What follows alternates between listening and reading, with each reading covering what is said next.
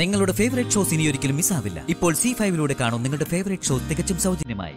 ലച്ചു, അവളുള്ളൊക്കെ ചായയാണിത്. എന്തോ നളിയത്? ഇത് ഹോട്ടലിൽ നിന്ന് വാങ്ങിച്ച ചായ. ഇവിടെ ലക്ഷ്മി എങ്ങനെ വരാനാ? നീ എന്നെ പഠിപ്പിക്ക?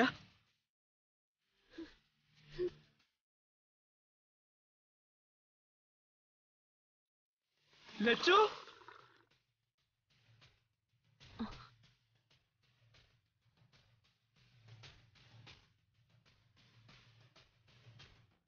ലച്ചു, ലച്ചു,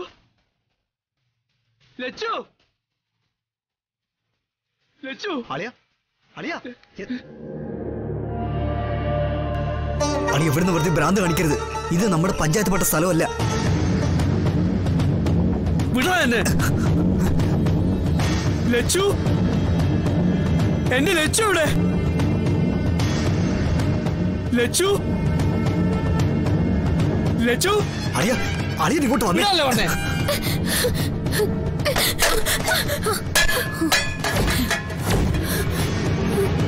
ഹലോ ഹലോ, എന്താ പ്രശ്നം? എന്തിനാ ഇവിടെ കിടന്നിങ്ങനെ ബഹളം ഉണ്ടാക്കുന്നത്?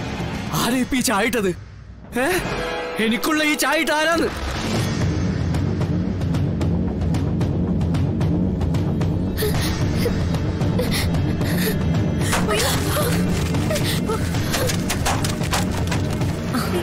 എന്താടി ഇതൊക്കെ? നീ എവിടേക്കായി ഓടുന്നത്? അമ്മേ, അമ്മേ, അവിടെ ഒരാളെ പുറത്തുനിന്ന് ബഹളം ഉണ്ടാക്കുക.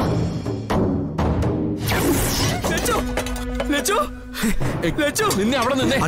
ലച്ചു, ലച്ചു, അളിയ നിക്കേ. ലച്ചു, എങ്ങോട്ട് കയറി പോന്നേ? അളിയ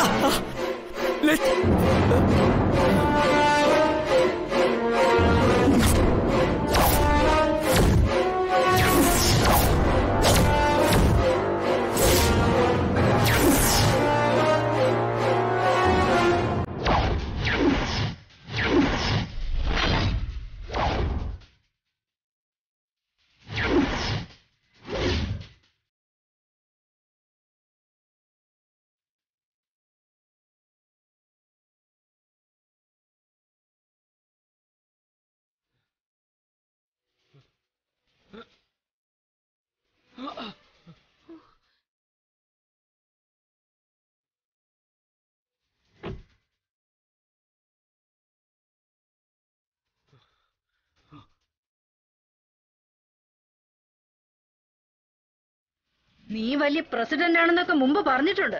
അതവിടെ നിന്റെ പഞ്ചായത്ത് കുളത്തിന് ചുറ്റും ഭരിക്കുമ്പോ മതി. ശാരദ ഇവിടെ ഒരു ഹോട്ടൽ നടത്തുന്നത് ഉപജീവനത്തിന് വേണ്ടിയാ.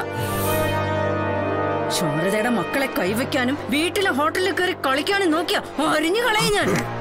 നീ എത്ര മുന്തിയവനായാലും. നേരെ ഒരുപാട് വൈകി. ഒറ്റയ്ക്ക് ഇറങ്ങിപ്പോകുന്ന ബുദ്ധിമുട്ടല്ലേ? ഞാനേ ആ സലീം ഭായെ വിളിച്ച് പറയട്ടെ നിനക്ക് പോകാനുള്ള ടാക്സി ആയിട്ട് വരാൻ.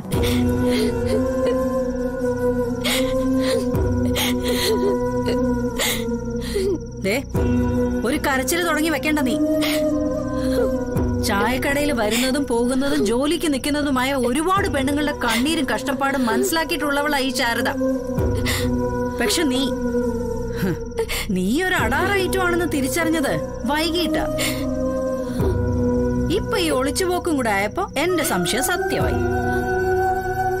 ഇനി പറ സത്യമായിട്ട് ആരാ നീ? അത് ഞാൻ അമ്മു. ആ, അമ്മു.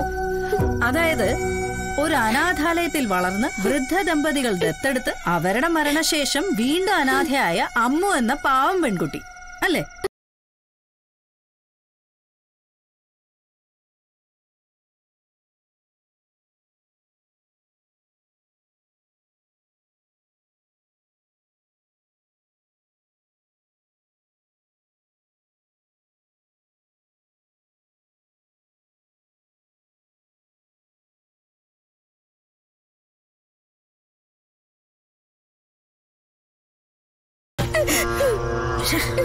വേണ്ട, എന്നിൽ നിന്നൊരു അടി കിട്ടാനുള്ള യോഗ്യത പോലും നിനക്കില്ല. നിന്നെ പോലെ 3 പെൺമക്കളെ പെറ്റവള ഞാൻ. എനിക്കൊരു പെൺകുട്ടിയുടെ മുഖത്ത് നോക്കിയാൽ അറിയാം അവൾ ഏത് തരക്കാരിയാണെന്ന്.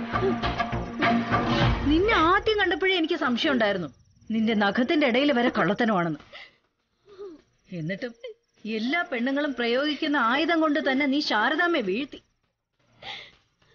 നിന്റെ ഈ പൂങ്കണ്ണീരുണ്ട് ഒപ്പം ഏത് കള്ളത്തിന് മുഖംമൂടിയാക്കാവുന്ന നിന്റെ ഈ നിഷ്കളങ്കമായ മുഖവും, അത് രണ്ടും കൊണ്ടാ നീ എന്നെ ചതിച്ചത്. നീ മെനഞ്ഞുണ്ടാക്കിയ കള്ളക്കഥകൾ വിശ്വസിപ്പിച്ചത്. വസുമതിയുടെ വീട്ടിലും ഇവിടെ 1-2 വട്ടവും എനിക്കുണ്ടായ സംശയം സത്യം തന്നെയാണെന്ന് ഇപ്പൊ തെളിഞ്ഞു. ആൾക്കാരെ കാണുമ്പോൾ നിന്റെ പേടി, ഭയം, മറ്റുള്ളവരെ അഭിമുഖീകരിക്കുമ്പോൾ ഉണ്ടാവുന്ന വിരളി, ഇതൊക്കെ ഒരു കുറ്റവാളിയുടെ സൂചനകളായിരുന്നു. ഒരമ്മയുടെ സ്ഥാനത്ത് നിന്ന് നിനക്ക് അഭയം തന്ന് എന്നെ നീ ചതിക്കുകയായിരുന്നു ഇതുവരെ.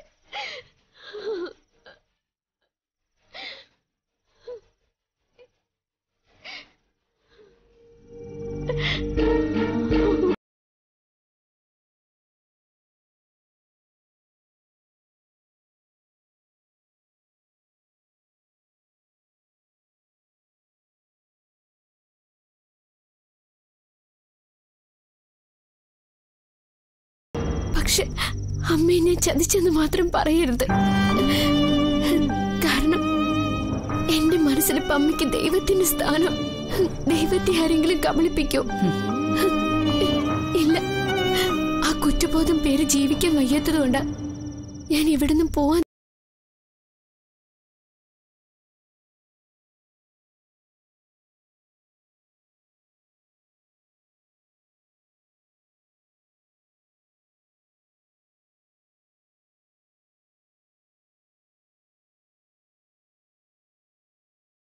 ഡൗൺലോഡ് ചെയ്യൂ C5 ആപ്പ്. കാണൂ എല്ലാ എപ്പിസോഡുകളും സൗജന്യമായി.